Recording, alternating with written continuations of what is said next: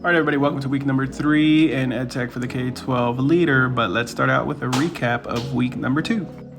Week number 2, we were looking at leadership through the lens of student agency. Lauren points out that students want to lead and students naturally have that agency. She relates this to her class of 5th graders who love technology, love to be innovative, love to be creative, as well as they want the responsibilities. So she correctly points out that all of these abilities and conditions are positive for increasing student achievement.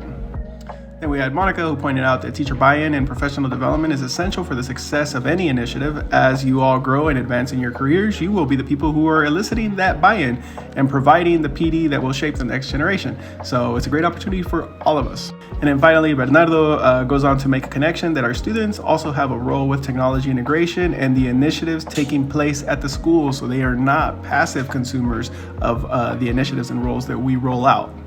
So now focusing on week number 3, we are looking at what does the literature say. So this week we have a collection of articles. You are going to be selecting one and working with teammates on that article. So this is an example of what you're going to be doing. By the way, I love the name of this article. It is, "Man, Somebody Please Tell That Kid to Shut Up." And it's a great article about youth participatory action research in the Deep South. With your partner, you're going to be going through the article and bringing out the different components of the study. For example, determining who is the population, what were the findings, the research methodology, etc., etc., etc. Once you complete those tasks, you're going to be sharing all of that on your Jamboard. You're going to be looking at what your colleagues came up with in their studies and talking about the findings and making connections across research. All of those connections will be on Flip. If you hear a bouncing ball in the background, that's my little kid.